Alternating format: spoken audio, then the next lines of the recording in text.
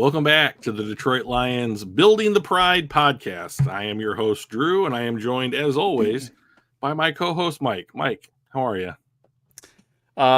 Doing fantastic, Drew. Yesterday was a little bit rougher day. I had a migraine all day, and I was in bed by 6:30, which is why I never ended up giving you a call yesterday. It was a rough day, but today much better, and we are one day closer to the final preseason game, which means we're one day closer to real football. That's right, absolutely. I think that's a great segue right into the game. Should we just start talking about it? First, want to give a shout out to new subscribers. Cakeman1218, and I did not spell it right because I wasn't paying attention.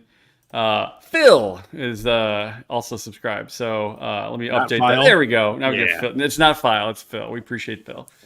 So we're up to, I think, 117. So that's cool. Appreciate everybody pounding that like and subscribe button. Keep doing it. Keep telling your friends. This is a fun time. So with that, let's talk game. Yeah. I liked the effort that I saw in this game much more than I did the first game. This, I don't know if it's just, I don't know what it is, but like, I thought, oh, they're out there. Everybody is out there hustling. They're not getting beat, and what I really enjoyed was, even though Kansas City played their ones through the first quarter, like we were playing our twos and threes, and those guys were out there hustling, and Kansas City didn't run away with it, So like I was very, very excited about the effort that I saw week 2. Yeah, they essentially kept Patrick Mahomes, Jason Kelce, or Travis Kelce, and team to one field goal by the time that the Mahomes got off of there. Two.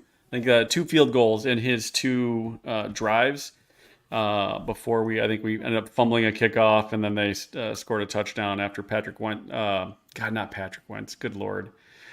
Talking Carson today Wentz is just tough for me, apparently. Carson Eric Wentz, Decker. Thank you. There, I did it. So I feel much better. Much better. Thank you for doing that. I think that your comment leads really nicely into one thing that I've noticed this preseason so far.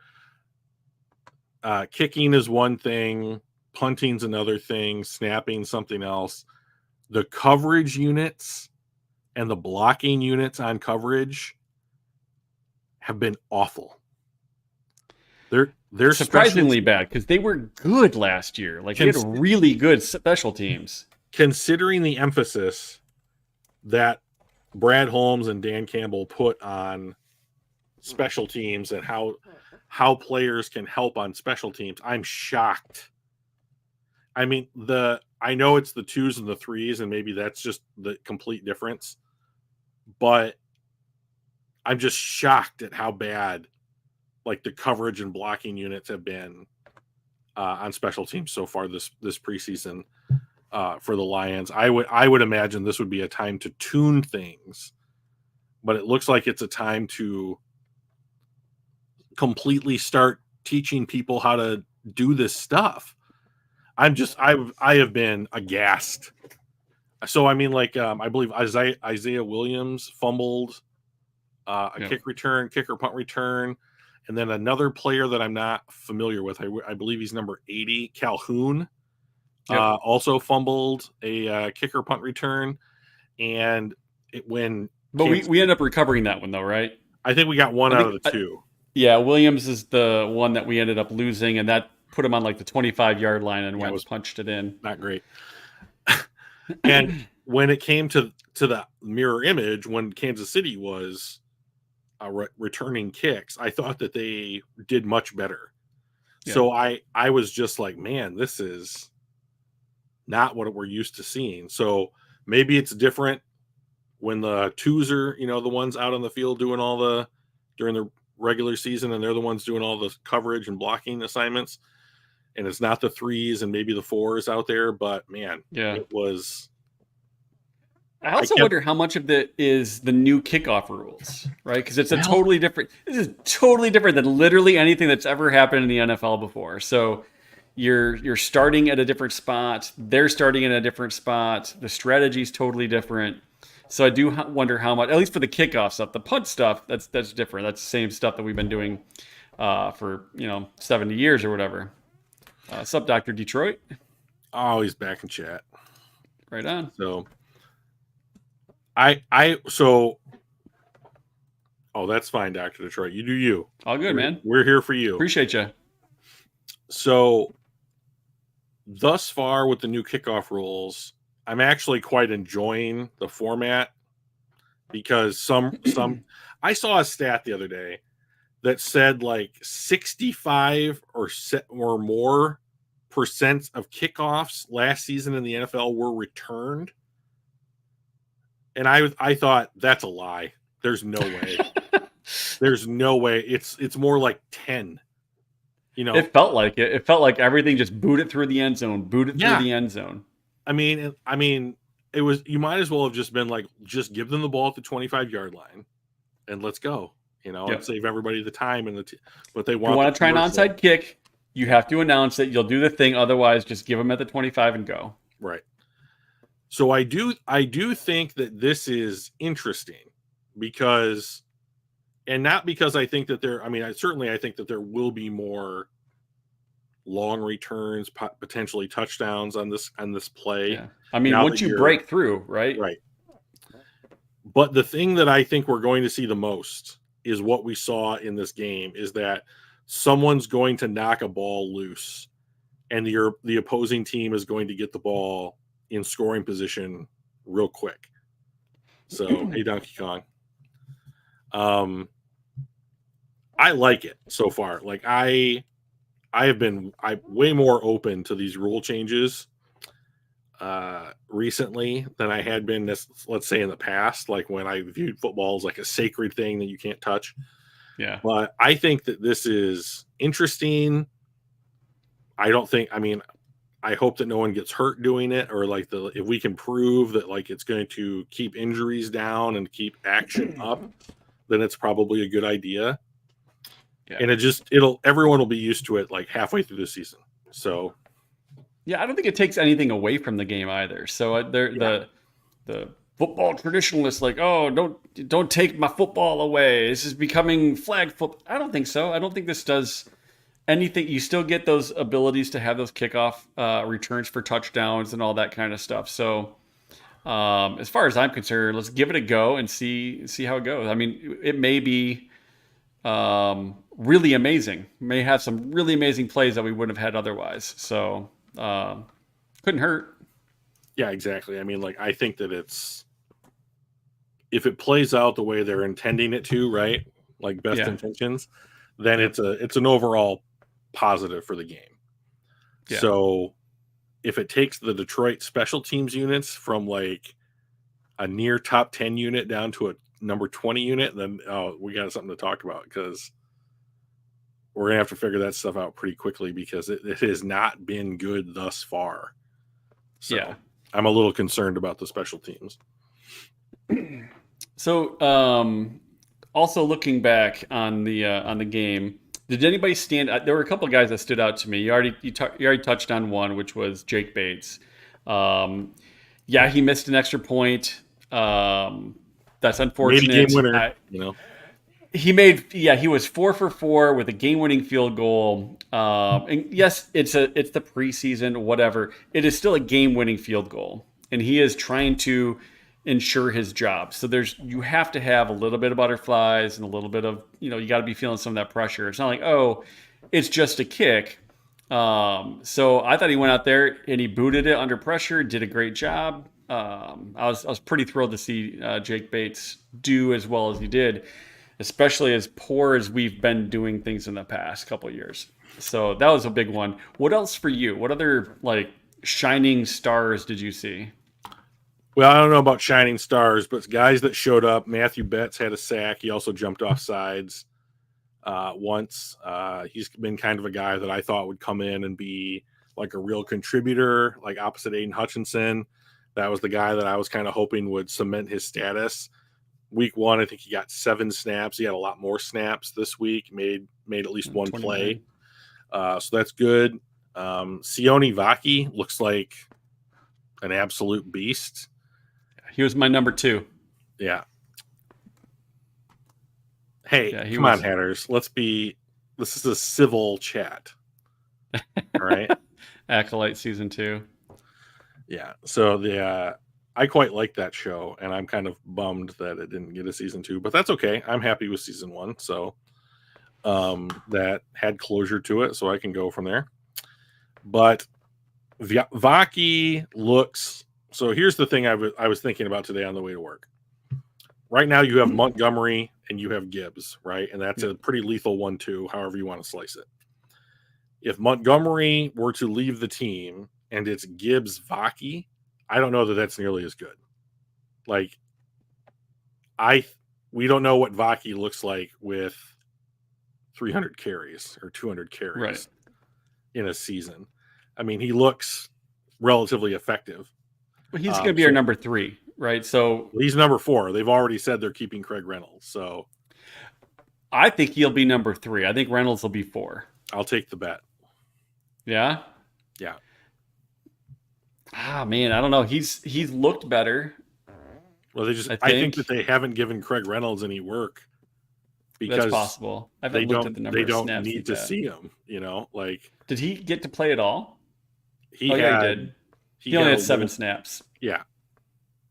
Right. I think Hatters is kind of hitting the bullseye here. He's a utility guy. So I think that he's one of the first 3 guys gets hurt. Everyone moves up a step.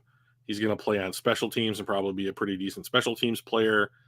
And then when the contract runs out or whatever the situation is with like the roster building, year or 2 down the line, is this guy in a place where he can step up and carry some of the load?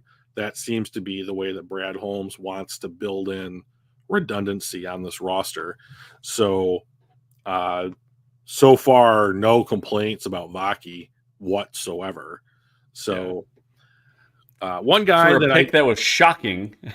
We're WTF, right? Like, who is this guy? Why do we take a running back? Oh no, he's going to be a defensive player. Oh no, he's actually going to be a running back. Yeah. And we're like, what the hell? Brad Holmes, Brad Gnomes over here. He found another quality dude. The thing that I think probably doesn't get said about why Brad Holmes is so good at this is that he's not asking anybody to be more than what they are. Yeah. Like Amon-Ra St. Brown is just really good at the thing that he does. And Brad Holmes is not asking him to be more than that. Sometimes I think that, like, whether it's football or if it's like an office setting, like you have somebody, I think you and I have talked about this exact thing. Like you said, there's like a scenario, or there's a name for it. Like someone's really good at something, so you promote them to do something else. The Peter principle. The Peter principle, right? One gets promoted one step above their capability. Right. So like someone on a NFL roster, a wide receiver, let's say, has a really good season doing 2 or 3 really specific things. He leaves in free agency, or someone trades for him. They bring him in, they ask him to do something different. He's not as good. He's not as productive because he's not doing the thing that he's good at anymore. He's being asked to do something else. Yep. So I think that one of the Brad Holmes superpowers is we want this person to do this thing, whatever it is. And eventually you hit on players that are just unbelievably good, like Brian Branch or, Penny Sewell or somebody like just obviously talented, and then you can ask them to do more than what their role clearly defines them as. But I think that there's a lot of guys on this roster that are, oh yeah, you're really good at this, so we're just going to ask you to do that, and we'll just put those pieces together to make a pretty good team. Yeah. I think in Donkey Kong said that he thinks Vaki will be number 3 sooner rather than later. More potential than Craig. Probably. Yeah, I think so. Maybe he doesn't start out at 3, but I think he ends the season at 3.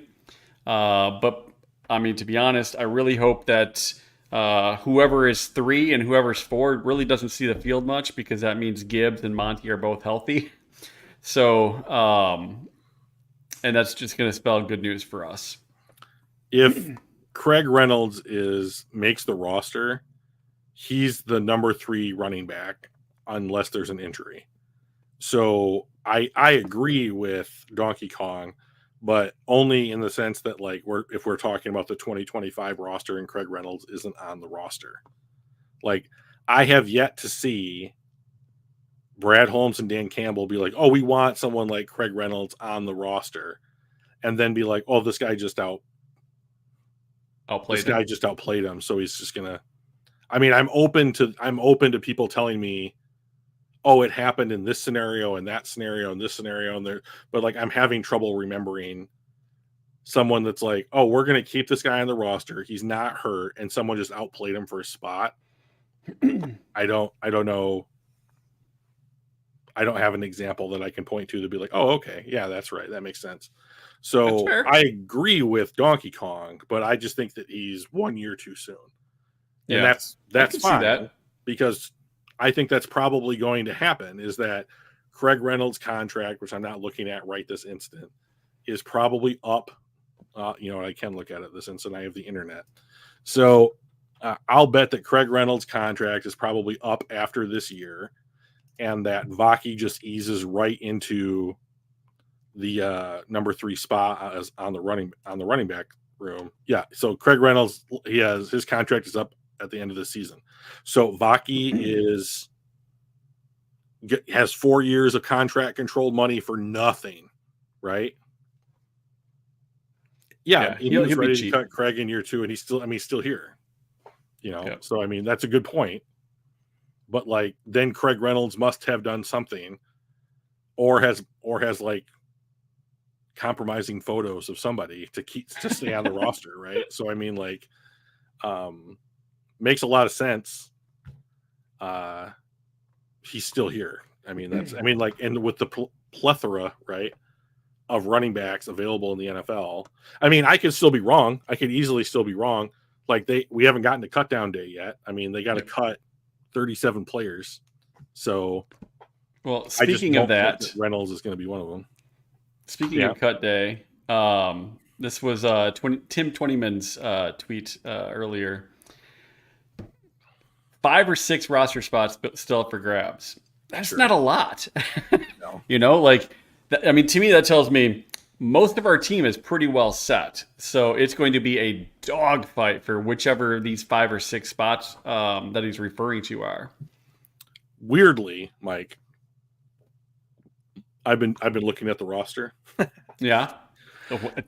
And I've been trying to piece together like a projected 53-man roster. And I can get to about 50 guys that I'm pretty confident in. So this tells me that there's 2 or 3 guys that I quote unquote have on the roster that are probably wrong. That are more bubble guys. Yeah. But like I'm pretty solid on the other 47. Yeah. So, and Donkey Kong could be right. Like Craig Reynolds could be in one of these 5 or 6. But maybe he's more bubble than we think. Possibly. I just don't know. Like if you wanted, I think if you're not getting snaps in the preseason, it's for one of 2 reasons.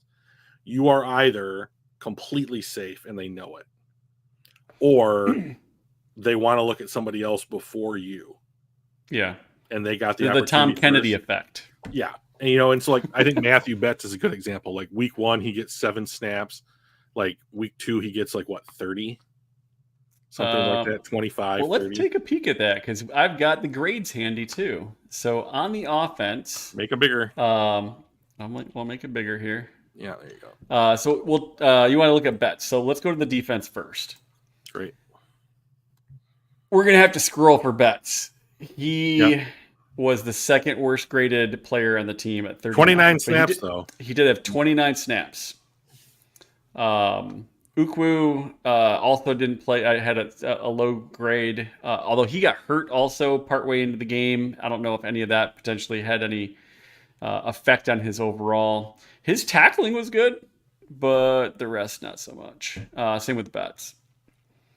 Some of the other guys that I was kind of watching, Wingo was kind of on a bottom 6 of our guys here. He's not going anywhere though. I mean, like he's not. No. He's too young. The question is, does he make the squad or does he make the practice squad? Do we cut He'll him and make put the him on the squad. practice squad? You think so? I mean, if they I kept, think probably they kept Antoine Green on the roster for 2 years, and Yeah. I think the only reason he's not on the squad right now is because he got hurt. Yeah. He was one of those bubble guys, probably got hurt, and they're like, this is an opportunity to fill the spot with somebody that can play this year. Yeah. On the top end, I've never even heard of this guy, Beauplan. I'm like, he played well. Like I'm like, wow, who's this guy? And I kept looking at the numbers, and I'm like, it's this guy over and over again, and he played really, really well. Strickland, Neiman, Summers, and Pascal had a pretty good time. So Vildor continued to play good. Abraham Beauplan is a 6'2", 235 linebacker out of Marshall. He is a rookie. So he was a UDFA for the Vikings. And then he must have gotten cut off their roster and come over to Detroit. And like I tell you, like I think that they're going to keep 5 or 6 linebackers because of the new. I know they're going to keep 5 linebackers, but I think they could keep a 6th for the new kickoff rules.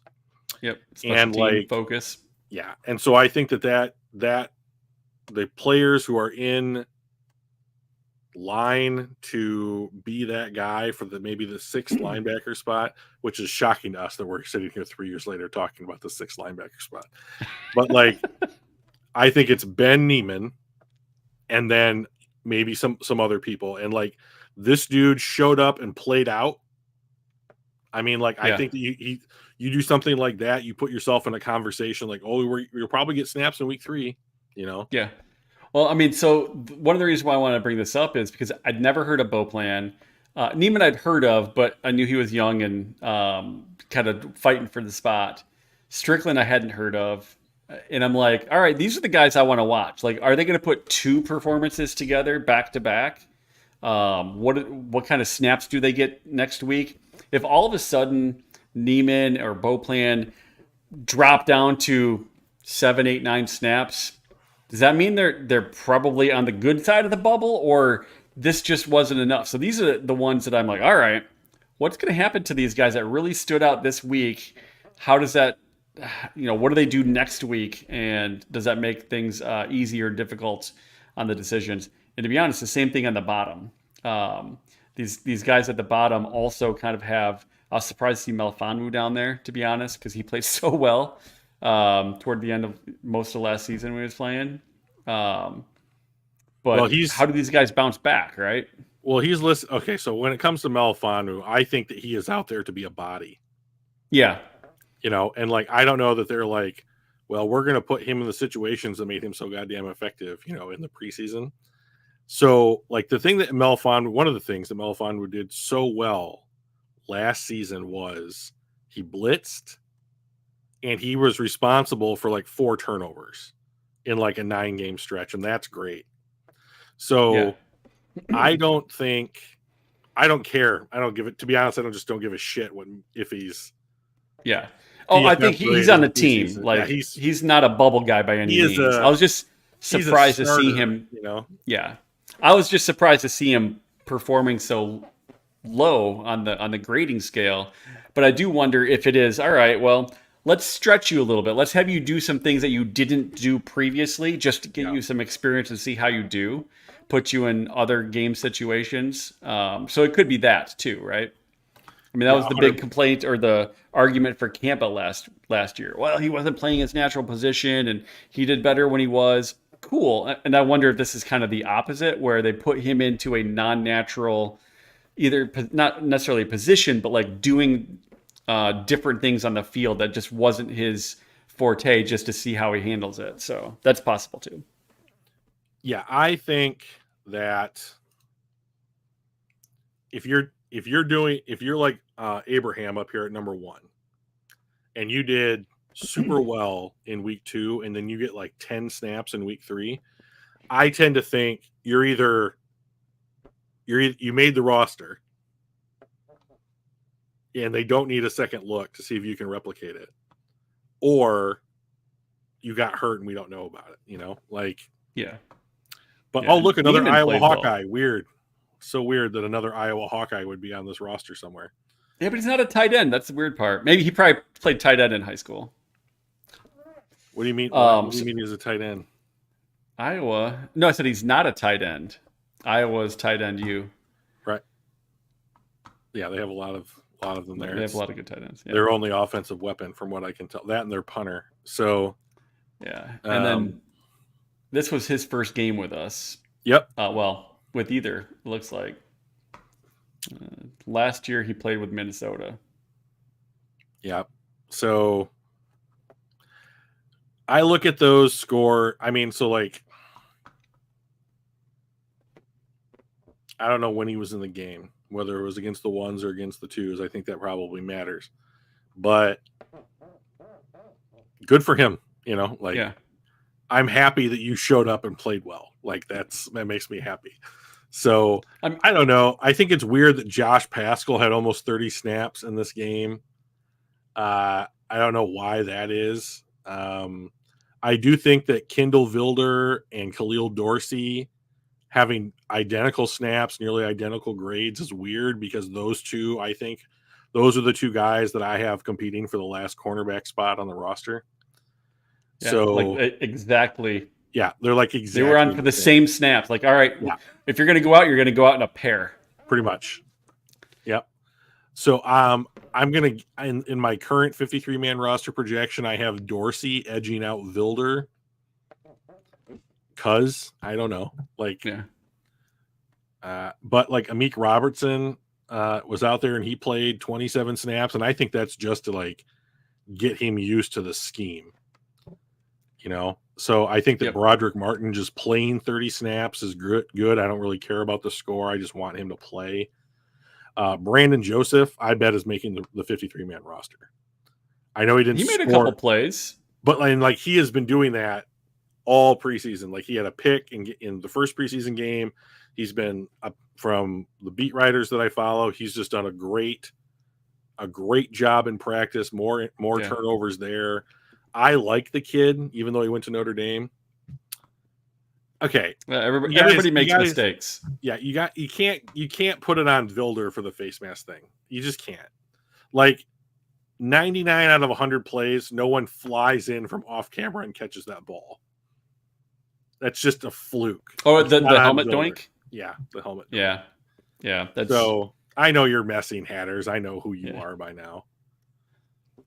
But like, to be honest, like that's kind of my thing. When I was like, just cuz, it's like, well, all things being equal, helmet doink. This guy didn't do that, so I mean, like, why not try him? So, and he's younger, but whatever. And probably cheaper. Yeah, probably.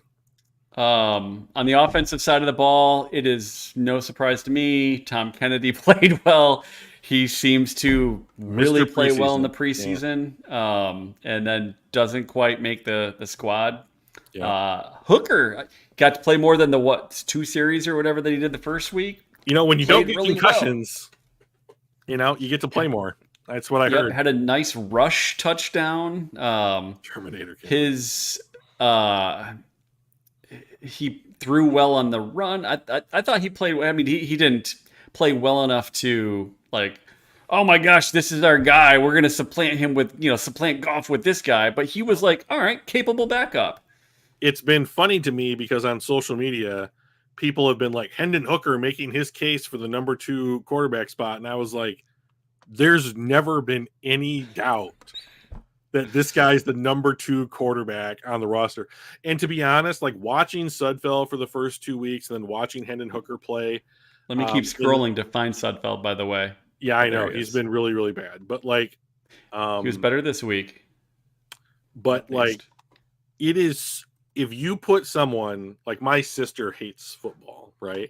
But if I sat her down and said, watch these 2 guys play, who do you think's the better player? I have no doubt that she would pick Hendon Hooker. Like, it's that obvious. Yeah. Like, he is just, I never watched him really play at Tennessee because I watch Big Ten football. But, like, oh, by the way, Tennessee is absolutely killing it on the recruiting trail. They're going to make a push to be up there with the big boys in the SEC before too long. But he just looks smooth. So, yeah. Hatter says in yeah. Sudfeld's defense, his only value is to help Goff. And he's right about that. Like, I think the reason that Sudfeld is on the roster is to, like, provide a mirror quarterback to Jared Goff to just bounce ideas off of. This is what I'm thinking. Just somebody with a little bit of experience. He doesn't have to have a ton of experience, but he can't go to Hooker and say, I saw this formation and this is what this is what I was thinking, or this is why I went this way. What do you think? And because Hooker's gonna be like, I've never seen that in the NFL before. So, like, I'm of no value to you. So I do think that he's there to just kind of help have a guy. So here's the thing that I'm curious about. Like, let's say that Hendon Hooker gets 3/4 of the game this Saturday and looks the way he did in the game, basically this whole time. Like, at that point, I'm wondering, do you, like, this time next year, do you have another developmental quarterback on your roster? Just cause, just like a 7th round draft pick, somebody that you can, or I mean, like, I don't care. I mean, certainly not 1st round, but, like, I mean, somewhere, and just be like, we're going to stash you and give you reps and that kind of thing. Cause, like, I think there's a real good chance that Hooker is Goff's backup throughout Goff's extension, and those two contracts end at the same time. So then what do you do? So, I mean, like, what I would do if this were Madden or something would be to develop a backup and then see if there's any interest out there. That's what I would do. I don't think that's what they're going to do. I think they're going to say, we're going to develop you so that you're a good backup. Yeah. So, but I don't think that Hendon Hooker is Jared Goff. I think that they play the game differently, pretty significantly differently. I mean, even Nate Sudfeld, when Nate Sudfeld is in there, the way that he runs around to, like, move the pocket or, like, buy time, like, Jared Goff cannot do that. Jared Goff cannot do that. Like, Jared Goff is not as athletic as Nate Sudfeld. So, he doesn't have to be, but, like, it is interesting to me that, like, Sudfeld is, I mean, I think he's like, this is his 8th or 9th year in the league, but, like, he is as athletic as he is. Hendon Hooker is as athletic as he is. 2016, so that's 9 years. So, wow, 230? Go back up. Is that his weight? Jesus Christ. 6'6", 230. This guy is way bigger than I thought that he was. Well, that's why he runs, because he knows that he can bounce off some of these linebackers. If this guy can move like that 8 years into the NFL at this size, I don't know that he's still 230 pounds. I mean, this is probably when he was his rookie season. But, like, if he is that size 8 years in, moving like he does, like, congrats, dude. I wish I had your body. Like, I have a pinched nerve in my back right now, so it's been not a lot of fun. I'm close to his weight, but nowhere near his height, which is unfortunate for me. That makes a difference, It does. So, yeah. I thought Isaiah Williams made a big push to be on the roster as a wide receiver. He was faster than hell. I think he'll make it as almost like kind of like Khalif Raymond, where he's like, all right, I'm a returner and a depth wide receiver. So I think he's going to be right on the edge of that bubble. He's going to take Antoine Greenspot as our developmental, let's see what you can do. Let's keep you here for a year and stash you and let you grow type of guy. That's kind of my thoughts. What were your thoughts watching Isaiah Williams? It is clear to me that, like, if you want a bunch of guys on the roster that are going to work like Amon-Ra St. Brown and make the best Amon-Ra St. Brown impression that they can make, this is the guy that I would say is doing the best impression of of that I have seen on the field. And like from what I have heard about him off the field, like I watched him and Khalif Raymond. There was a clip on Twitter today. They're after practice catching passes with coaches, like it's just that kind of stuff. But like, I just don't think that he makes the roster. Does DPJ make it? Because he hasn't played particularly well last year. But here's the thing. I think that there is DPJ, Caden Davis, Fountain, I think is the other guy that's relative, like 6'1", 200 at least. And like the Lions, Dan Campbell, more appropriately, has come out and said they want a guy with those dimensions to play X. So if you keep the best wide receivers, Williams makes the squad. If you keep a guy who you want to physically handle the role, then I think your DPJ, Fountain, Caden Davis are the front runners.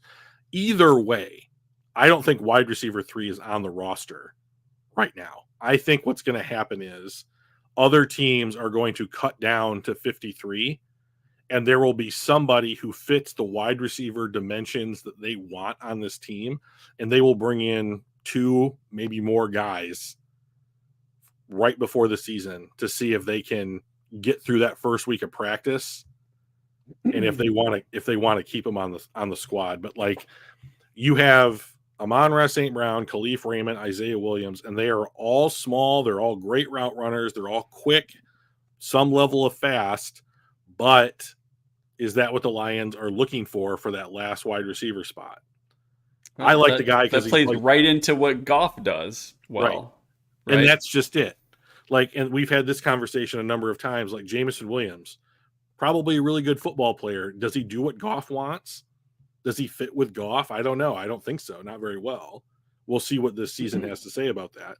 But like, if Jameson Williams changes his game to be more like a Amon-Ra St. Brown than say Tyreek Hill, then you just go with one kind of wide receiver. I mean, like, I don't know. I mean, like the Rams are doing something similar, like Cooper Kupp, Puka Nacua. Those dudes are practically clones of one another.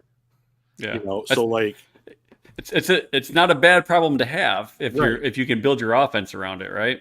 And if this offense wanted a 6'1", 6'2", 210, 215-pound wide receiver, then go and get that guy. You didn't draft one. You didn't sign one. You haven't picked one up as a UDFA. You just don't have this guy. You've made no effort to go and get this guy. And what this says to me is that when we go into the 2024-25 off season, they are going to go hard at wide receiver 3. I think that it's going to be a lot like cornerback was this year. You're going to get like a first-round pick and a third-round pick as rookies to battle it out. You might bring in another veteran like they did with Emmanuel Mosley just to see if he sticks on the roster for a season. And they are going to throw resources at this particular spot because it is barren right now.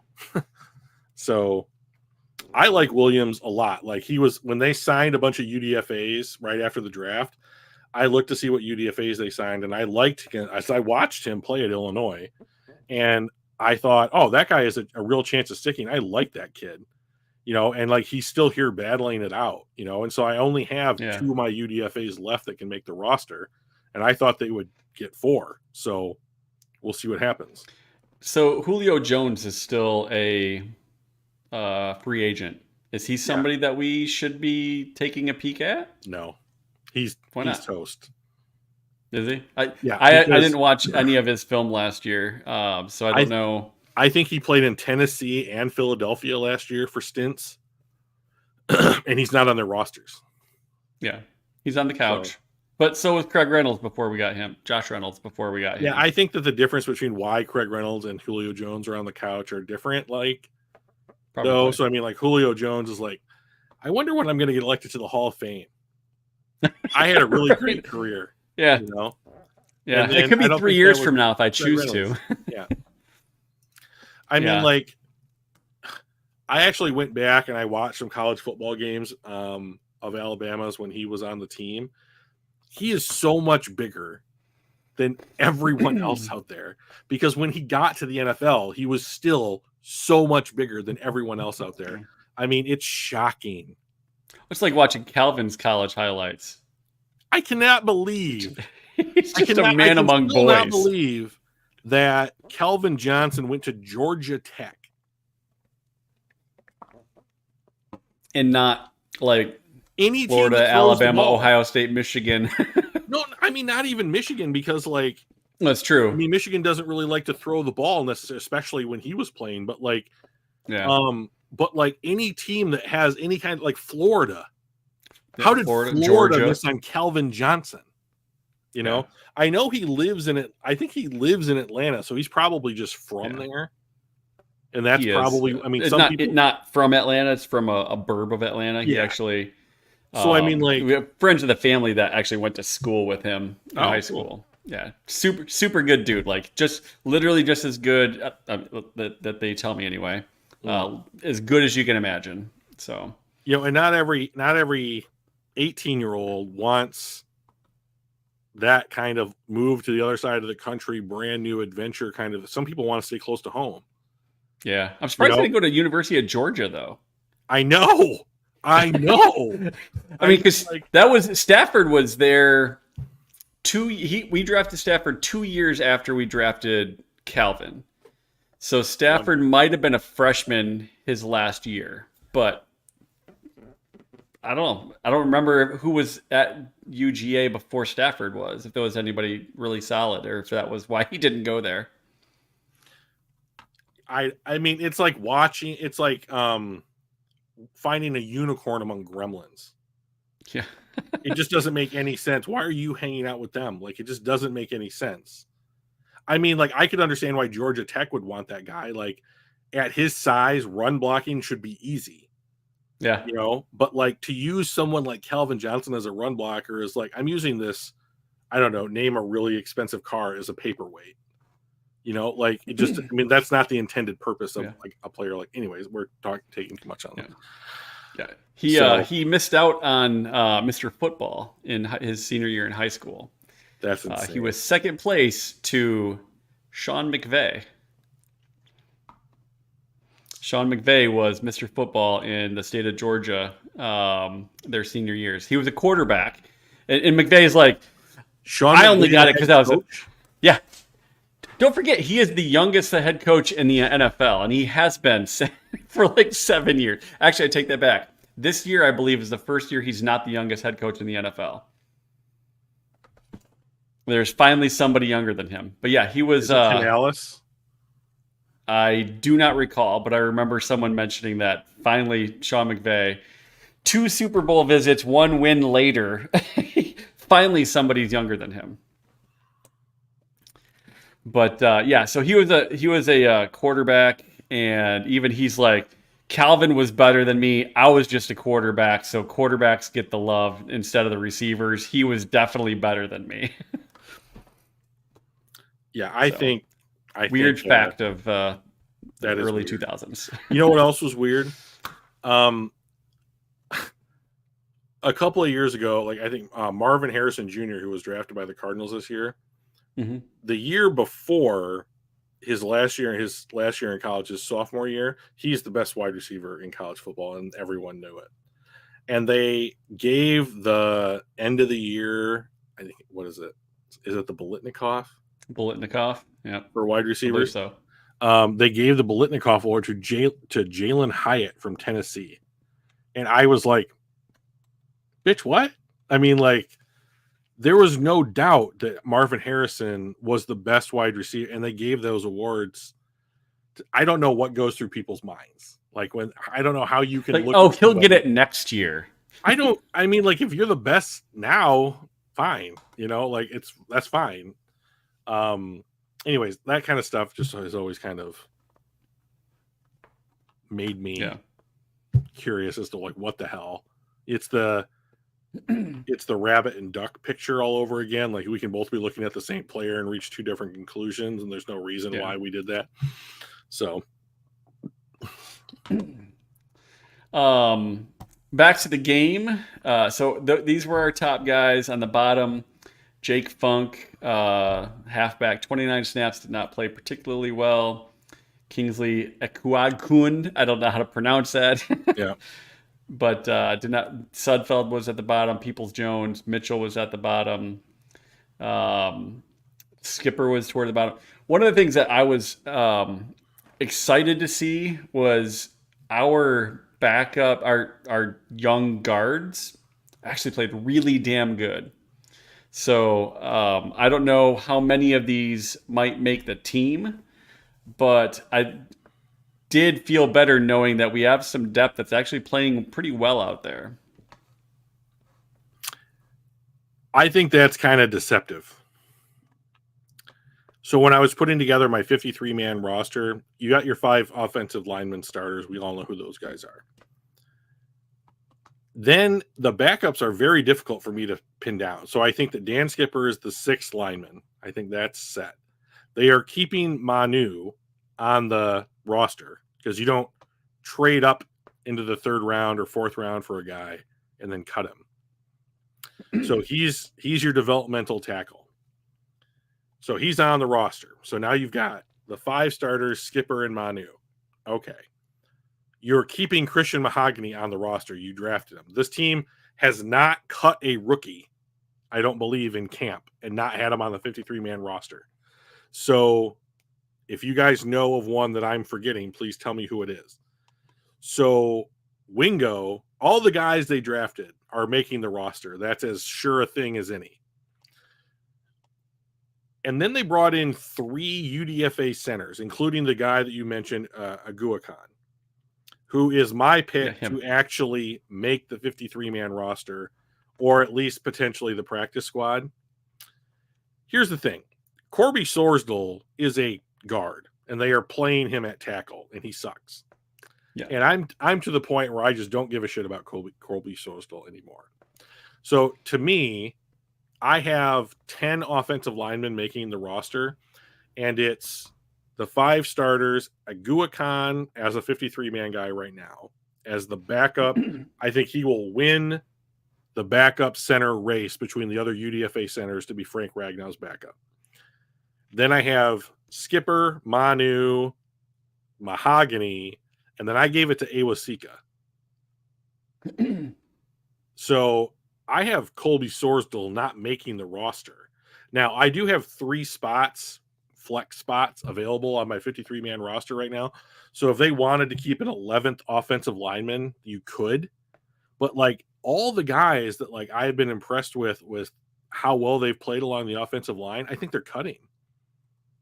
Because there's just... That'd be super interesting. Because I didn't realize Jamarco Jones was a vet, like, this many years in the league. Yeah. Yeah, he's kind of bounced around. Yeah. A little bit. Not a ton of play time, like total snaps 20, 91, 15, 29, 7. So he had a great game. So I just wonder can he put himself in a position with if he has another great preseason game, can he put himself in position to get the 10th spot? Yeah. I don't think so. to finally get our guys to go, I know we drafted you, but you just didn't quite make it. It's tough to admit sometimes maybe you made a mistake, or maybe you overestimated somebody, or you just didn't know how much somebody was going to outplay somebody else, like in this case. But I'll be curious to see if we still keep every single drafted rookie on the roster. I'll take the bet right now. I'll take it. Yeah, I wouldn't bet against it because history shows that that's what they do. We're going to give them a year, but I'll be curious to see if it continues to go. Like at some point that streak will probably break. I just don't know when. It has to break at some point. Like, so I'm looking at the roster and like I'm trying to find I'm thinking of things like the 5th safety, the 10th offensive lineman. You know, like this team's probably keeping 5 wide receivers. I only know 3 of them. You know, like, are you going to, who's the 4th tight end? You know, like, are you going to keep 3 tight ends or 4? You know, I would think 4 because of the new kickoff rules. So, like, I gave them a 4th tight end, but like my 4th tight end is James Mitchell, and I have Shane Zylstra making it as like the actual 53 game day roster tight end. So, I mean, like, I think that Tim Twentyman is pretty much, shockingly, right on the money here. there's probably 5 or 6 spots, because it's like you have 5 or 6 positions that are just like, okay, do we cut Nate Sudfeld and keep a 11th offensive lineman? Do we keep a 4th tight end? Well, right. I'm just saying, like, these are probably. Yeah, I just don't think you do, because of the way that they change the rules to keep an extra quarterback. Hypothetical, right? So it's hypothetical. So, like, do you cut, player X to keep player Y? If so, why not? That kind of thing. And, like,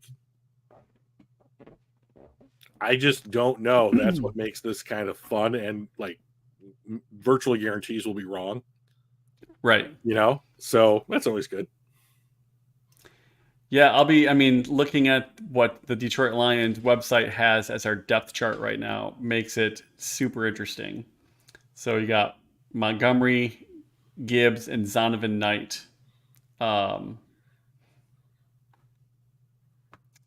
As your top 3, with Reynolds, Jamar Jefferson, and like Sione Vaki that far back. So I'm like, that's curious.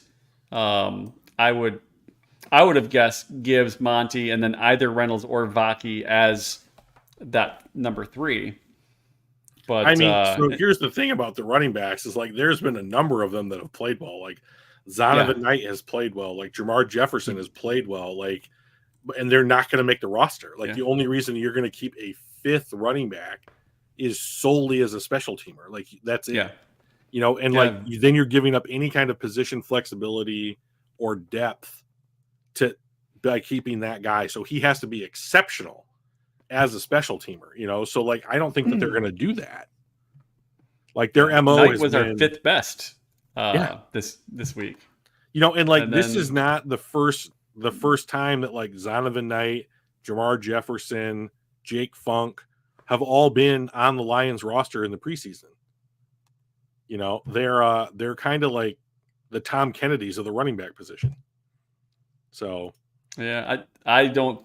Just looking at his previous grades and how he did week 1, week 2, I think it's gonna be tough for Funk to make the team. But that's honestly that's the only thing. Yeah, I don't think so either. 0. But that's the thing that makes week 3 even remotely interesting. We've basically already said we're not playing any starters, and I think I read that Campbell said that Hooker is expected to. He's planning on him starting, and I also read that he may play up to the first 3 quarters of the game. Awesome, get him the reps. But I'm really curious to how, like, Zonovan Knight does. How does Craig Reynolds do? Does Reynolds get any snaps? If not, he's probably on the team. Sure. Or he's probably for sure off.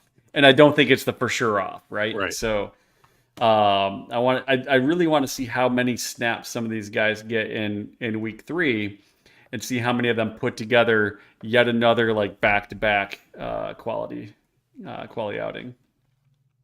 Oh, 100%. So, we can go around all day about who's gonna be spots 48 through 53 on the roster. So, game 3, Pittsburgh this Saturday, my wife's birthday, 1 p.m., which means I probably won't be watching it live. That's fine. I'll probably have to watch it on NFL Plus. But what are your hopes? What are your expectations for game 3?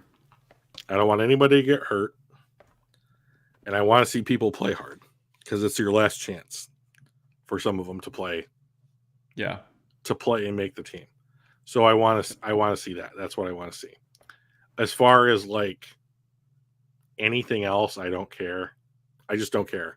Like, I'm not in a position to evaluate anything outside of, hey, you didn't get hurt. It looks like you played hard. So, we'll go over the PFF scores to try and back up or disprove, what we saw. And, that'll help a little bit to see if, like, we're in the ballpark or not. And, those scores are opinions. They're, are credited opinions, but they're still opinions. And just like ours are, but we have no numbers to quantify our opinions. And outside of that, I don't care if they lose. I would rather that they win. But, like, here's the thing that I think is disingenuous about the preseason. Someone said, I don't remember who it was, this is the second year in a row that we have beaten Kansas City in Kansas City. Not true at all. You know, like, did that technically happen? Yeah. Is there a I huge did. qualifier? I hope that's not. I hope you didn't say it. No, I But said this is the second year that we've beaten them by 1 point, but oh, it one game was in the preseason, one game was out with 2 of their 3 best players were out. So yeah. And if you had said that to me, I would have been like, Michael, like, because to me the preseason, like, these games just don't matter. Like, yeah, they don't go down on the record book.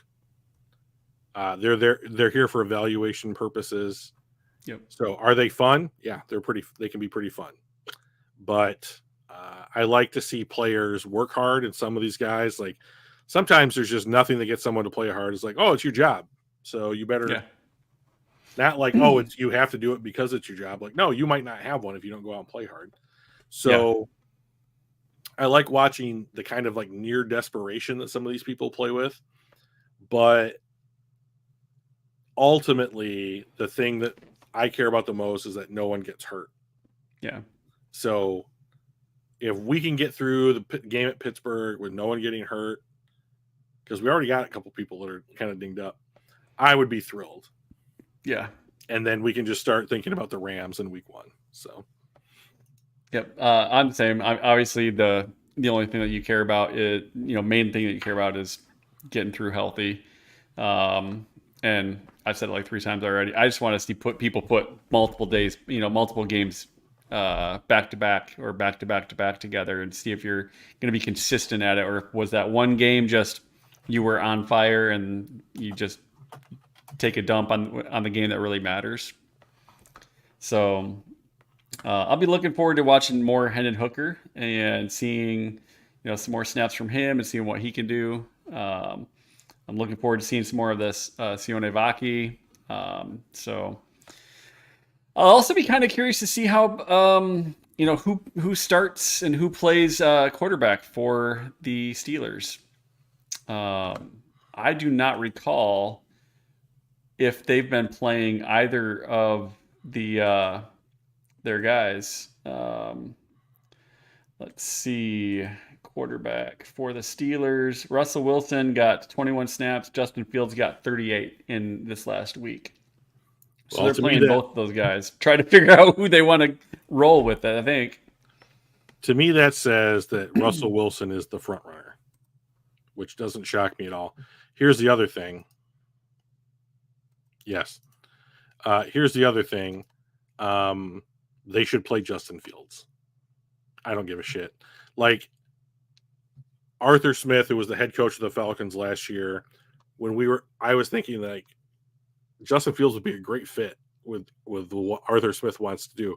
He could run for 1,400 yards as a quarterback, and still be able to beat you deep, And now he gets a chance to play for Arthur Smith, and he's probably not going to play. And I don't get it. I think that if I would certainly play Fields if they traded for Ayuk. Yes, I would play. I would probably just play Justin Fields. I forgot the Ayuk thing is still going on. The longer it goes, the more it tells me that San Francisco is going to pay him. Yeah, because that says that there's no deal on the table that entices San Francisco to move him. Yeah. So fine. Well, and I think they're also waiting on whether Pittsburgh's offer or whoever's offer is going to be good enough for Ayuk to say yes to. Because that's the other half of it is, yeah, I can trade you there, but only if you're going to sign him. Well, that's why he's not in New England. He said he didn't want to play for him. Yeah. So that's why New England said they were backing out, is that he basically was like, no. Yeah. No. Yeah. Won't do it. So you should have came to me when Tom was still there. That's right. That would have gotten a lot of dudes to. I mean, a lot of people went to New England to play for him. So with him, makes a lot of sense. Right on. We also kind of teased a new positions of value rankings. Do we want to talk about that today, or do we want to hit that next week? Well, I already said yes. So Okay. Let's do that then, because there's been some changes over the last couple of years. Contracts have gotten crazy, and a lot of money got ushered out. Where are we at? What does that ranking look like? oh, 1 second. I have a new alarm because I have stretches I have to do every 2 hours for the pinched nerve in my back. Gotcha. Well, let me bring that up, Mike. I sent that to you the other day. So we have, no surprise, at the top, we have quarterback. Wide receiver is now number 2. Edge has fallen to number 3. New to the top 5 is interior defensive lineman. And then we round out the top 5 most valuable positions with offensive tackle. So when we say most valuable, we mean money. So not like the importance to the roster. You can make the claim that they're willing to give them this money because they feel that they're the most important things to the play, groups to the roster.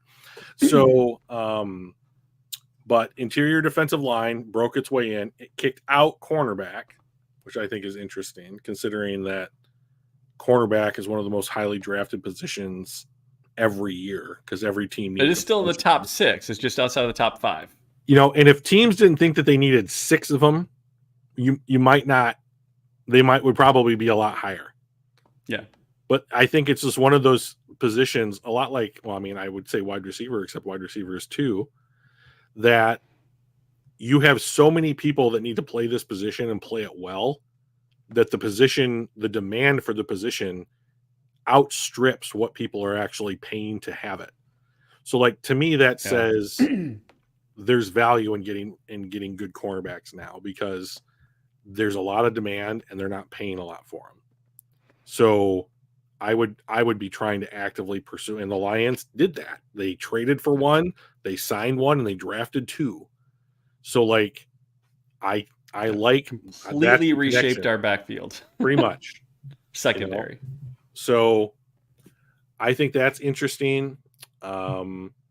Guard has pushed its way up. There was a lot of guards that made big money in this offseason. Guard is a position that makes it to free agency. Some of the best players at the position actually make it to free agency as opposed to being traded or franchise tags or whatever. So we lost one this year. That's right. Allowed him to leave, right? So now he is a Ram, and he's unfortunately. And then we snagged a different one in offseason with Zeitler, right? So safety has bumped its way up this list a spot or 2. It used to be in the bottom with running back and linebacker. Tight end is moving up, but I don't think it's any surprise that the bottom 3 are linebacker, running back, and center. And one thing that I was interested in while I was looking at the top 10 contracts for each of these positions.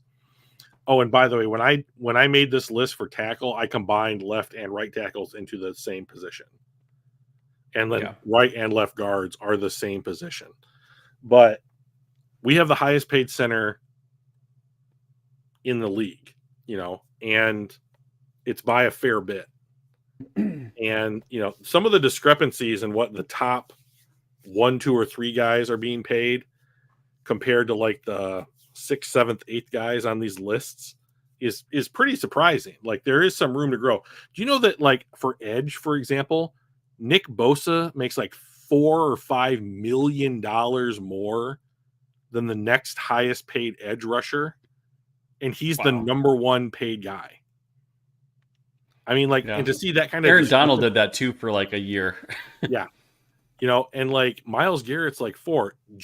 Patrick Mahomes, I don't even think is a top 10 highest paid quarterback in the NFL. He's at $45 million, right? It was a 10-year, $450 million deal, and everybody, oh my god!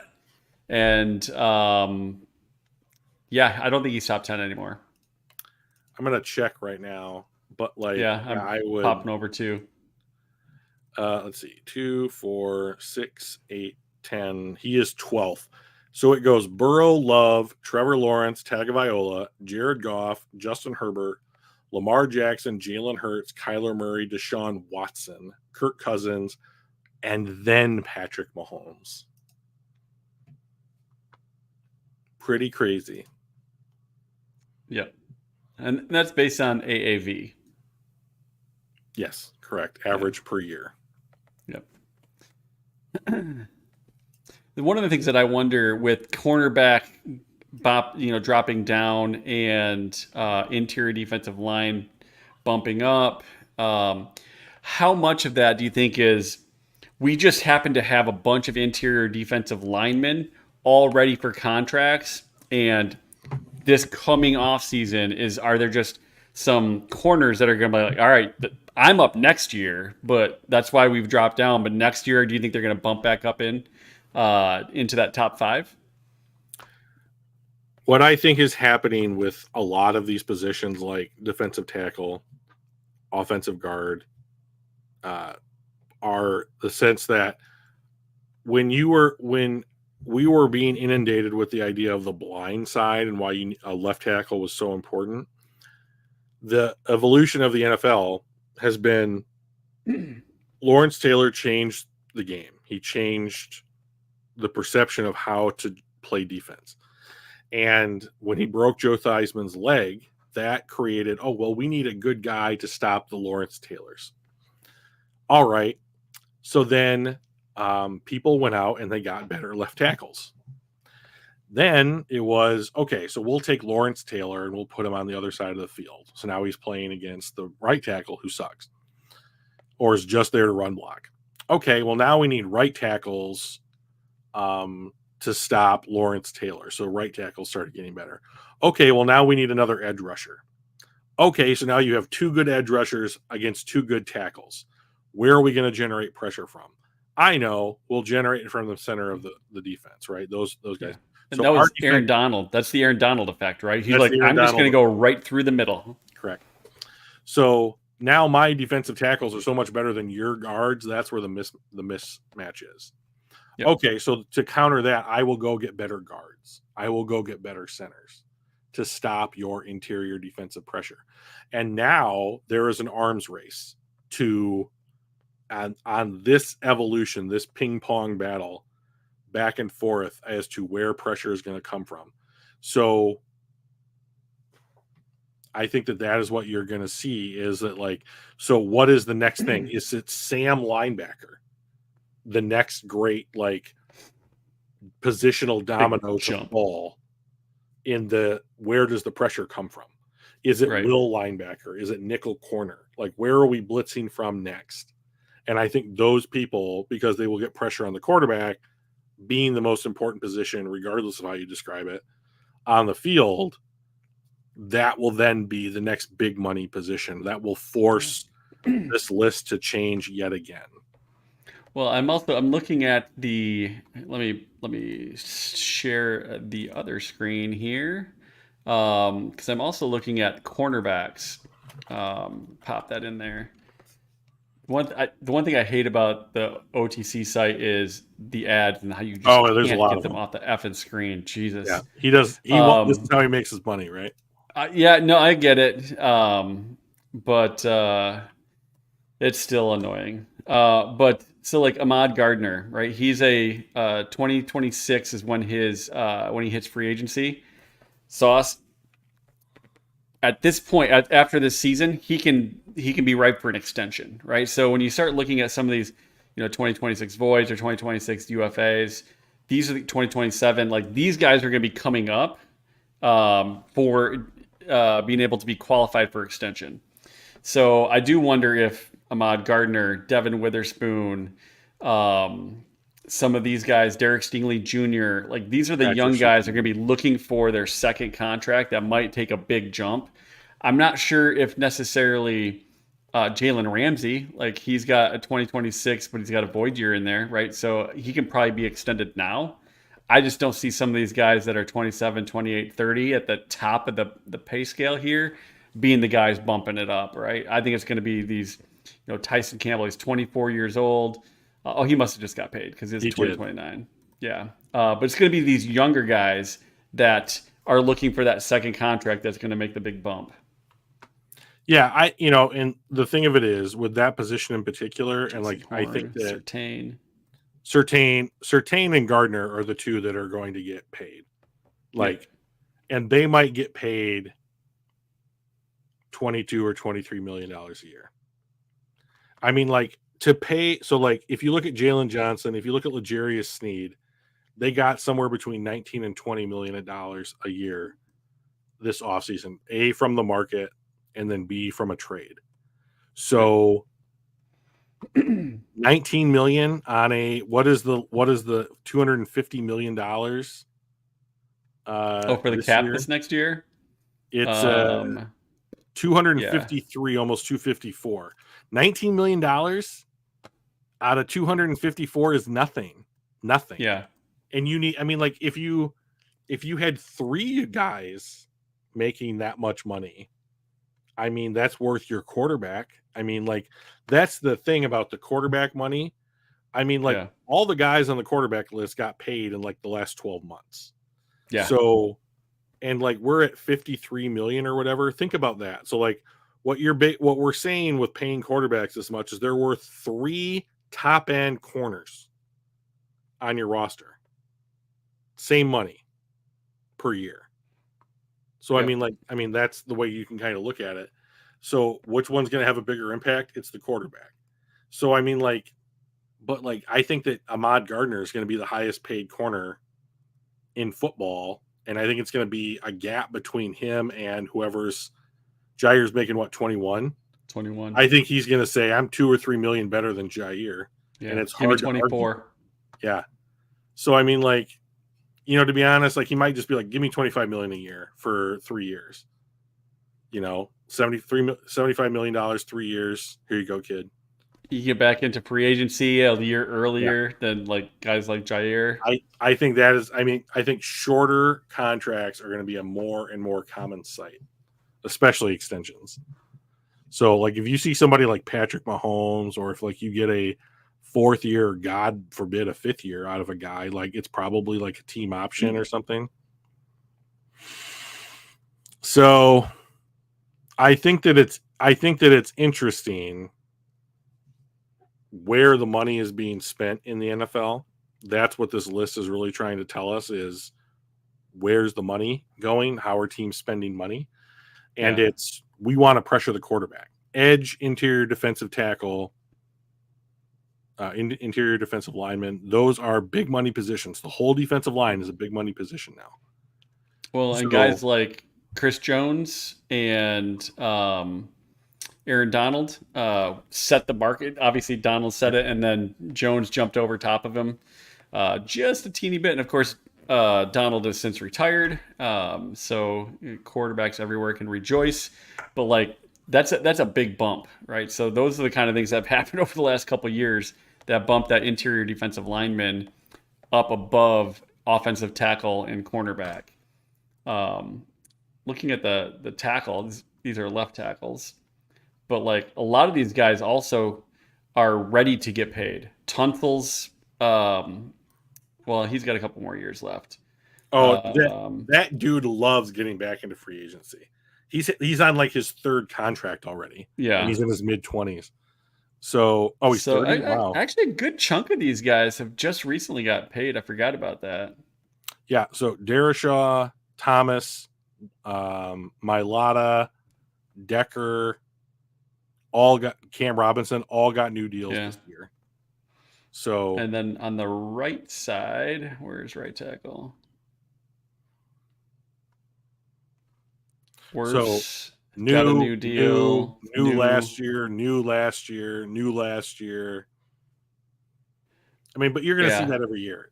Every year you're going to look at these lists, and it's going to be like, oh, all these guys signed this year. You know, like, that's just, you're going to have Moses Brown, Okafor, Elijah Vera Tucker. Those guys are all coming up on extension times. I mean, like, Okafor's only making $4 million right now.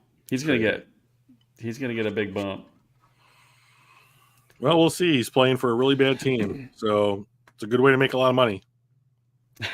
That's true, especially if you can protect the new quarterback that they just drafted, right? That's a real important thing, you know. And so, like, a lot of 25 mock drafts, which I am looking at currently, have, of course you are, have the Patriots going with either a tackle from LSU or Texas, because they're going to have a top 2 or 3 pick probably.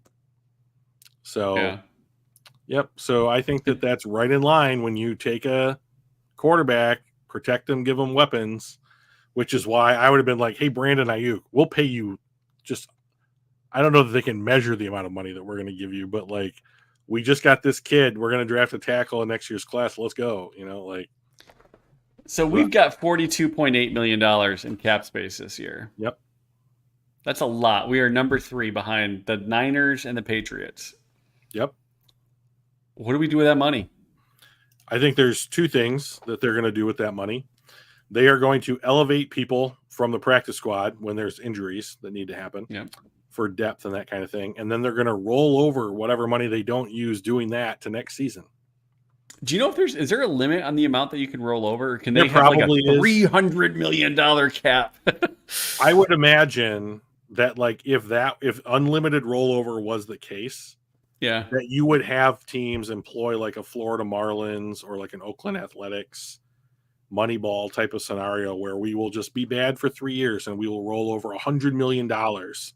And then we will just go into a season and buy up everybody and structure the contracts so that we don't ever get to. So we have a really tight window and then we'll do it all over again. Pretty much. So that does to me say that there is probably some kind of cap, but like you can roll over money that you don't spend from one year to the next in some amount. And I think that the Lions are looking at like, oh, we just paid Sewell and Goff and St. Brown, and we have all these other guys coming up.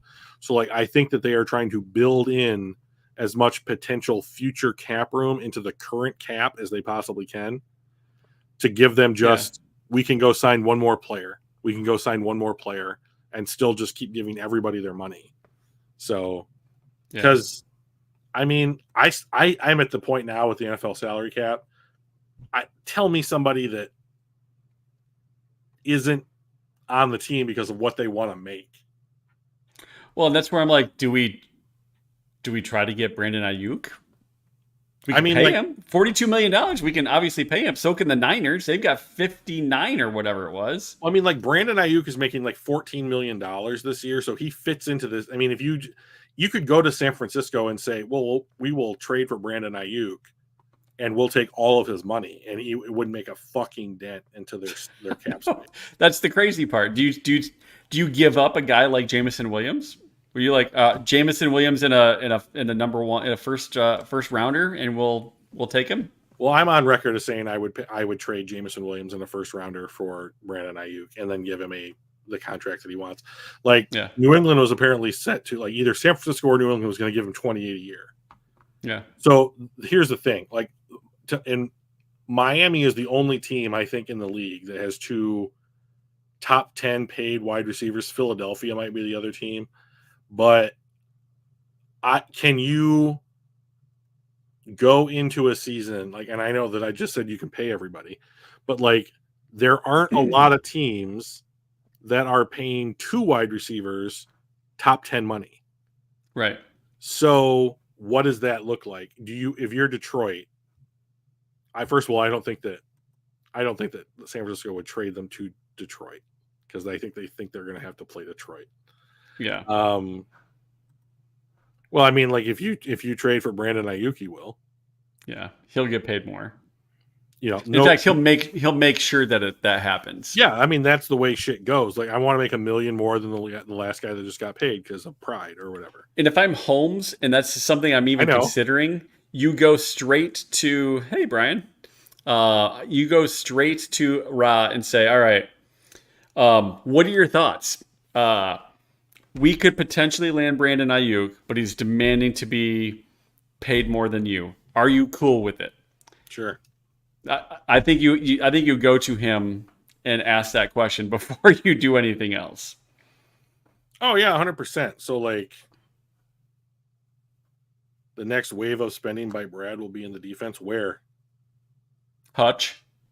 So Branch. Hutch is going to get paid. McNeil is the next guy that's going to get an extension. Yep. So where? Yeah, I think that's if extending people is the way that is the definition of what Brian just said, then that's just they're just the next guys up. Yeah, they are. Branch is 2 years out at least. And Barnes, I mean, like, what are you going to pay Barnes to be your third linebacker? Acolyte did not suck. Acolyte was good. You just have to be open-minded about stuff. So, I just want another Obi-Wan. Oh, that was a great season. show. I loved Obi-Wan. I loved it. Yeah. I thought I loved Little Super Leia. bummed when they're like, oh, it's just this one season. I'm like, why? Well, it's because I think that it's like we're just going to tangent here just real quick. Yeah. I think in America we are used to there's no no such thing as breaking canon. Canon is whatever Disney says it is because they own it. So just come to Jesus as far as that is concerned. So yeah, but like what's mid-level money for a linebacker? I mean, like that's the thing. Like if I go to linebacker money, the Roquan Smith makes $20 million a year, right? But if I go to 2, 4, 6, 8, 10, that's Bobby Okereke, he makes half that. So like if you give Derek Barnes $11 million a year for 3 years, like are you gonna? I mean, is that even a contract that rates on the roster? I would be like, fine, whatever, on to the next. You know, like I don't think that. I think that's just keeping a dude. So the thing about watching TV in America is that we are used to like shows that go 7 seasons. Yeah. Right. And so, or if you're The Simpsons, like 35. Right. Exactly. So like they don't really tell a story. Like they're more like, episodic or whatever. But like I take your meaning, right? Like we are used to long things happening. And so like here's my issue with that. Most of that stuff, there's plenty of good examples of shows going 7 years and being good, like Breaking Bad. But like, or The Wire, which was like 4 seasons long. But like Chuck. Super underrated. Chuck. I didn't see that one, but like people love it from what I hear, right?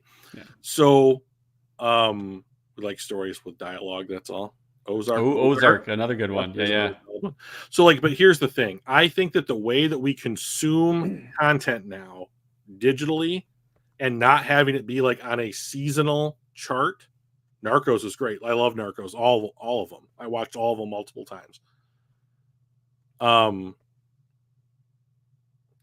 They paid Anzalone $6 million a year. I mean, like they paid him running back money. Like he and David Montgomery have the exact same contract. Like I'm not trying to pick a fight, Brian. I think that you're right that like the defensive guys are probably the next one up, and like into the future, you're going to have Arnold, Rakestraw, Campbell. Maybe they draft another edge rusher someday, please, dear God. That kind of thing. But like, they're going to pay Branch probably top dollar when he comes out. But is Kirby Joseph getting a second contract? I don't know. Is Ife Melifonwu? You can't keep everybody. And I think that you can't keep everybody not because they're not worth it necessarily, or that you can't give them the money. It's just that like, okay, we now have another opportunity to add a guy that did something different. Like, was Kirby Joseph the right guy to pick at that moment in time for the Detroit Lions? Sure. Is that who we want on the roster? Like from this point moving forward? Maybe not. So like this rosters are too fluid to stay as static as the Detroit Lions roster looks to be staying into the future. And some of these guys are walking out the door. So like now, as far as like Kenobi and that kind of thing is concerned, sorry, I'm like doing 3 conversations at once here, but like Kenobi is just a wonderful example of there is this gap between like episodes like 3 and 4, right? Where there's like 20 years that go by. We don't know what happened during that time. So like you can tell a completely encapsulated story in that time frame and add in little bits that are fun and add to the overall experience of something much larger, just like the story of Star Wars, right? So, and whether that story is broken into 2 different canons, like Legends and the current Disney canon or whatever, like you can appreciate those stories for what they are unto themselves, and you don't have to compare them to what was done before, because like I have a podcast about Star Wars. One thing that we talk about all the time in Star Wars is that when I watched Star Wars for the first time, I was a kid. I was like 10 or 11 years old. And the impression that Star Wars made on me at that age, I can never recapture with anything else in Star Wars. Okay? And that's the problem, is that people chase the first impression and how they felt about whatever it is that they like all the time. And if the show in its 6th or 7th season or whatever doesn't live up to your first impression of what season 1 is, then you're not happy with it because it didn't meet the fix that you needed in order to consider it to be as good as the thing that you originally saw. And I'm just so much happier now consuming, what is for Star Wars at least, what is my choice? To not like anything that they ever do again and then not like Star Wars? I would rather just accept the fact that George Lucas made billions of dollars selling this thing to somebody he knew was going to be around for decades, if not hundreds of years in Disney, and keep his idea going in some form or another. I wish George R.R. Martin would do that and just fucking finish the books. I was just gonna say, if you're mad about Game of Thrones season 8 being bad, blame the fucking author of the series. Yeah. I actually didn't mind it. I thought the last 2 episodes felt a little rushed, but not so rushed that I disliked, the episodes. But yeah. So let's talk about Game of Thrones for just a minute. Yeah. See, everyone's like, the last season's so bad. The thing that they don't like is that Dany killed all those people on the dragon in King's Landing at the last part. That's the only thing anyone bitches about. Oh no, it's Bran getting an A on a team assignment that he did not. Jon getting banished. Spoiler alert: Jon gets banished back to the Wall. Right? That I didn't like that at all. He was the hero of the story, and you're going to kick him in the dick and send him away. And I'm like, for Bran, of all people who did nothing really to earn what he got. So that was what I didn't like. So here's the take that I have on Bran. Bran was a character that I absolutely hated watching the entire time. Yeah. Because it's he is the complete opposite of what we expect heroes to be. We expect heroes to be Jon Snow, right? Yeah. And Bran is not Jon Snow. There's no doubt about it, right? The guy couldn't walk in episode 2 of the show. So but what Bran is he is the plot device to move the overall story forward, which is the fact that he inherits a mantle that puts him at odds with the absolute number one villain of the entire show. Right. So that is why Bran matters. Is it exciting? No, it's not exciting. Is it a little disappointing? Yeah, because it deviates from our expectations of what heroes should be. But I liked it. I have come to like it and accept it because as I think about it, Bran is the magnet that draws the Night King in, right? And then it has my absolute favorite moment of any television show in history is when Arya kills the Night King. Yes. Literally, so I literally collapsed to my knees when I watched it and was like, and he gets her and you're like, oh no, she's gonna die. No, she's my favorite character of the entire show. Jon, Dany, and Arya were the characters that got me through Game of Thrones. And I was like, oh, they're going to kill her, you sons of bitches. And then she drops the knife a heartbeat later and kills the guy. And I was just elated. And I just was so exhausted. Best thing I've ever seen on television. And Bran is not like that, but is Bran the perfect character to bring a lasting peace to the people who have had their lives and country absolutely shattered for the last 7 years? Yeah, it is. He is. Because he has no political agenda. Let Jon lead his troops or whatever. But Jon doesn't want to do that. Jon, reluctant leader. Jon never wants to lead. He didn't want to be commander of the Night's Watch. He didn't want to inherit the title of Stark or whatever. The other people made him king in the North. Other people wanted him to be their leader. He never wanted it. So that kind of Shane Western, I know Shane dies in the end or whatever, but he rides off into the horizon. To me, that was nice because Jon gets to go and be at peace and just live his life. Yeah. And I don't ever think that he stays at the Wall. There's no reason for it. All the Night Walkers are dead. Yeah, I was gonna say I was curious why they even need that there anymore. It's a big fucking hole in it, and all the people that they built it for are gone. So so when Jon goes north of the Wall with the wildlings, my assumption is that he just lives with them and makes a new home for himself with people that he respects, that accept him for who he is on his merits, not because of how he was born. Like, so when I go back and I look at shows that people like, I love Dexter, but like I had a problem with how Dexter ended because he got away. And like he either needed to be in jail or dead in order for me to be happy about how Dexter ended. I'm So just ready to start season 1. I'm about 15 minutes into the first episode. So first of I all, fell asleep. it's completely great, and I've read the books. I've heard it I was love great. the books. I've been wanting to watch it for 15 years or however long, and I finally I'm gonna add it to my list. I'm like, I'm gonna start watching Dexter. Yeah. I got like 15 minutes into the first episode, and it was late at night, and I'm like, I got to get to bed. So I'm like, yeah. Spoiler alert. Apparently he's So he makes it, dude. So good news.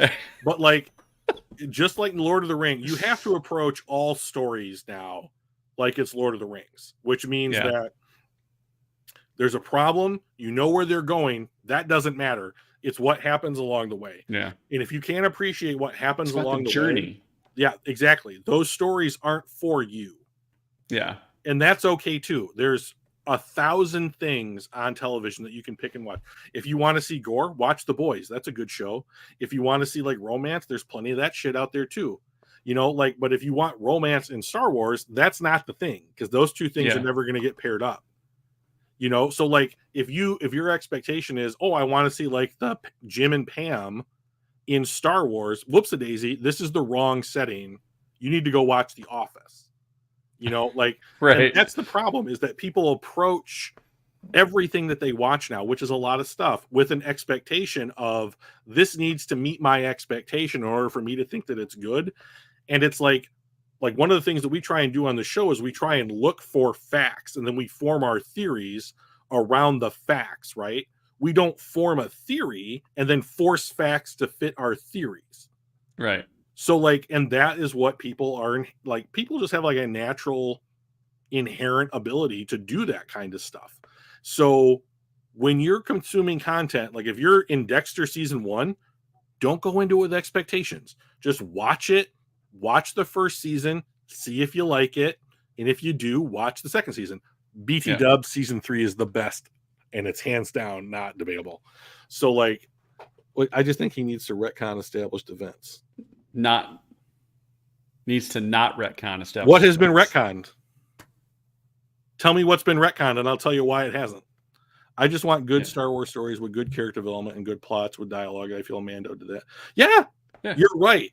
And I think the same thing about every other project that Disney has put out about Star Wars. If you don't agree, that's cool. Watch the stuff that you like. If you like, I have 60 books, 60 Star Wars novels or more in my personal library in my house right now. I can go and read those books and be completely happy with the stories that they're telling me. I was happy the first time I read them, and it didn't make me happy because I was like, oh my God, a story that's canon. I am so excited. Doesn't matter what it is. The important thing to me is that this is canon. I don't care. Star Wars and the Legends canon retcon shit all of the time. There was a guy, his name was Leland Chi. He was the guy that was responsible for determining what was correct and the most correct about Star Wars. So if you don't like things because they were retconned, Star Wars has retconned shit all the time. Do you remember in the late 90s when they came out with the remakes of the original trilogy and added in 12 seconds? Guess what that is? That's a retcon. You change something. Han shot first. We've gone Han shot first. That's exactly what I was thinking. That's a retcon. So it's let's not. I think what people make mad about Star Wars is that that George Lucas sold it. And now it's Disney, who they may or may not like, that it's Disney, is making the decisions about what Star Wars is. But Mandalorian and Grogu, that was fantastic. Andor, people seem to really love Andor, and I get it. I like it too. It took me a while to warm up to it, but I liked it. But I think the same thing of Kenobi and Ahsoka and the Acolyte, and I'm probably going to think the same thing of Skeleton Crew, when it comes out later this year. So I just like it, and I would rather. It's just a good story. We have more now in Star Wars than we have ever had, and people are upset, and I just don't get it. So yeah. Anyways, Mike, we could. I mean, if this conversation has told me anything, we could have a pop culture podcast like that. I'm down for it. I mean, I wouldn't mind talking about Chuck, Friday Night Lights, Alias, the OG, like the original. A couple times. Oh god, it's such a good show. Wait, did you say Alias? Alias. Oh yeah. I got the whole thing. You want to talk Rambaldi? We can talk Rambaldi now. It's such a great show. 24? Yeah, are you a 24 fan? I am not. I am not a 24 fan because I'm not much of a Kiefer Sutherland fan. Oh, that got me to be a Kiefer Sutherland fan. So it was like, wow. Well, here maybe we've got another YouTube channel set up, Mike, and it's just us reviewing stories. Yeah, it was. Would you guys be down for that? That would be fun. It's a very niche market. Lions fans / Dexter and Alias fans, like the Venn diagram isn't all that interconnected. It doesn't overlap a real ton, but maybe Friday Night Lights, right? Dr. Troy, I have watched every South Park episode that's ever been made. So I couldn't get into it. I watched early episodes and it is stupid. I couldn't get into it. But. The thing that people never give South Park credit for is it's actually a really well thought out commentary on society, but it's super fucking cool. It is.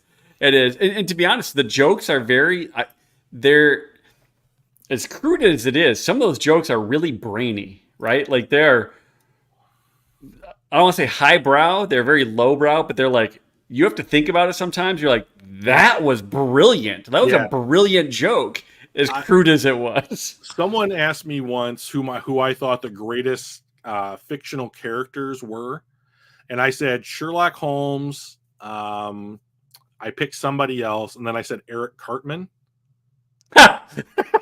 And they said, Eric Cartman. And I was like, yeah, Eric Cartman. Like Eric Cartman is an absolutely wonderful plot-driven character he is the same exact thing every single time that you see him. And every single time that you see him, he convinces you that he's going to be a little bit different this time. And he never is. Not once. So. All right. Drewster, we will reconvene next Tuesday with or without. We'll have to see the pop culture TV stuff. Oh, dude, this is so fun. I enjoyed it. But we got a game on Saturday. Hopefully we can come out healthy and with a win. Priorities in that order. Health first. And otherwise we'll see everybody next Tuesday, 7 p.m. I'm looking forward to it. Like usual.